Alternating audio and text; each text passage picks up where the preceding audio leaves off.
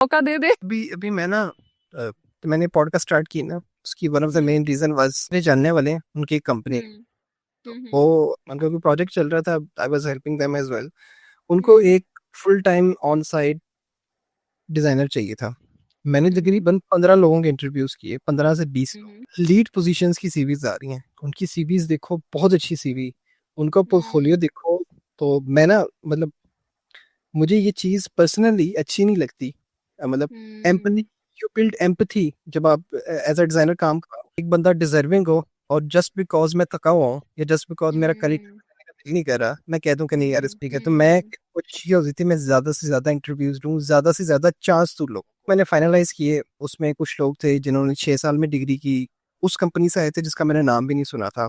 पाकिस्तान की बहुत बड़ी कंपनी है फाइनेंस की, उससे एक लीड डिजाइनर आया, मैंने उसका इंटरव्यू लिया।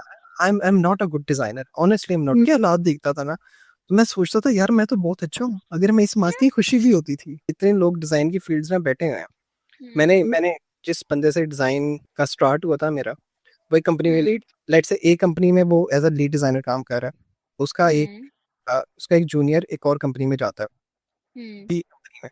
ठीक है, बी कंपनी से मैंने उसको इंटरव्यू, ठीक है, अब वो एज अ कैंडिडेट आया था।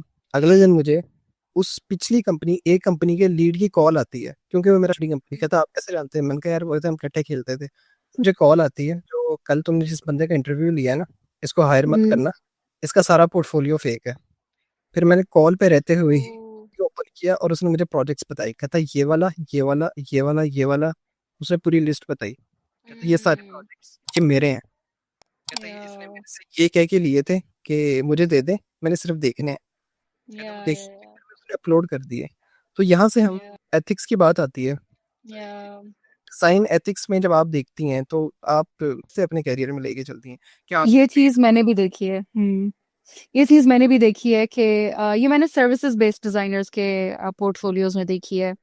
जब मैंने भी छोटे मोटे इंटरव्यूज लिए हुए हैं, तो मुझे जो तब लर्निंग मिली वो ये थी, please correct me if I am wrong, कि सर्विसेज बेस्ड में आपने वो स्क्वाड्स बना लिए होते हैं, ठीक है, कि लेट्स से प्रोडक्ट ए पे ये काम करें, प्रोडक्ट बी पे, प्रोडक्ट सी पे ये काम करें, so they are one of the team members.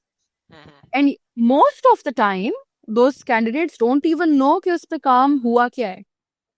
They can't even tell you the whole user flow of the portfolio that they are presenting. तो उससे मैं कैच कर लेती थी, मैं कहती थी कि इस टीम में और कौन कौन लोग थे। नहीं नहीं, मैं ही था, मैं ही था। अच्छा, तो how do you not know? No, actually I worked on it like so long ago, I don't remember. और अगले का एक्सपीरियंस 2 या 3 साल होता है। मतलब ठीक है, मैं भी भूल जाती आई थी, but something that you worked on let's say for months to create that product, how can you forget what you did? तो ये ethics वाली बात आपकी बिल्कुल सही है। If you are presenting something that you've done in a team, you say I did this in a team and this was my role in it. उससे जो इंटरव्यूअर होता है वो भी आपको एक रिस्पेक्टेबल अंदाज में देख रहा होता है कि अच्छा, they're being honest, and let's say they're a team player, they assisted the team, they are good collaborators.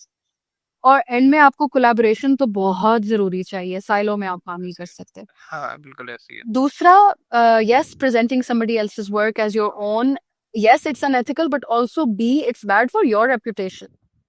फिर वही बंदे याद रह जाते हैं। अब अगर मैं लेट्स से कंपनी ए में इसका इंटरव्यू लिया और मुझे पता चल गया अच्छा ये झूठ बोल रहा है, अगर मैं कंपनी सी में भी चली जाती हूँ और वो कैंडिडेट हैपेंस टू अप्लाई है, तो मुझे याद आ जाएगा कि इसने तो ये किया था।